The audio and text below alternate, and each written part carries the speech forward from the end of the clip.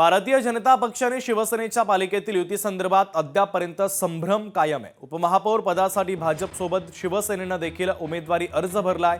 महापालिकेमध्ये भाजप शिवसेनेची युती झाली तर शिवसेनेकडे उपमहापौर पद जाऊ शकतं, मात्र अद्यापर्यंत या संदर्भात वरिष्ठ पातळीवर निर्णय न झाल्यानं संभ्रम कायम आहे। शिवसेनेचे मुख्य नेते आणि उपमुख्यमंत्री एकनाथ शिंदे जो निर्णय घेतील ते आम्हाला मान्य असेल अशी शिवसेनेच्या नेत्यांची भूमिका आहे। उपमहापौर पद मिळालं तर आम्ही सत्तेमध्ये जाऊ, नाहीतर विरोधी बाकावर देखील सक्षम विरोधी पक्ष म्हणून काम करण्यास तयार असं शिवसेनेचे गटनेते अजय बोरस्ते यांनी म्हटलेलं आहे। महापौर आणि उपमहापौर पदासाठी उद्या निवडणूक होणार आहे, त्यामुळे उद्या सकाळपर्यंत काय निर्णय होतो याकडे लक्ष लागलेलं आहे।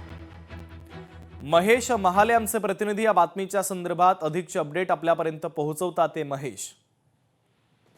शुभम, खरं तर महापौर आणि उपमहापौर उद्या हे पद निवडले जाणार आहे, मात्र याचा भाजप आणि शिवसेनेच्या युती संदर्भातला जो संभ्रम आहे तो अद्यापही कायम आहे। कारण भाजपकडून महापौर आणि उपमहापौर पदासाठी अर्ज करण्यात आलेले, तर शिवसेनेकडनं देखील उपमहापौर पदासाठी अर्ज करण्यात आलेले।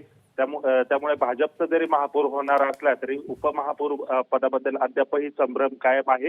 राज्यात केंद्रात शिवसेना आणि भाजप एकत्र आहे, त्यामुळे महापालिकेत देखील एकत्र यावे अशी जी मागणी आहे ती खरं तर शिंदेच्या शिवसेनेकडून करण्यात आलेली होती। मात्र भाजपने त्याला प्रत्युत्तर देत आम्हाला संख्याबळाची गरज नाही, आमच्याकडे पुरेसे संख्याबळ आहे, त्याच्यामुळे आम्हाला कोणाचीही गरज नाही असं सांगितलेलं होतं। या सगळ्या पार्श्वभूमीवर आता हा सगळा जो तोडगा आहे हा वरिष्ठ पातळीवर निघणार आहे आणि वरिष्ठ पातळीवर राज्याचे मुख्यमंत्री उपमुख्यमंत्री एकनाथ शिंदे हे काय निर्णय घेतात आणि महापौर जरी भाजपचा असणार असला तरी उपमहापौर कोणाचा होणार आणि या संदर्भात काय तोडगा निघतो हे पाहणं महत्त्वाचं ठरणार आहे। अगदी महेश, अत्यंत महत्त्वाचे अपडेट या बातमीच्या संदर्भातले पोहोचवलेले आहेत, तुर्तास धन्यवाद।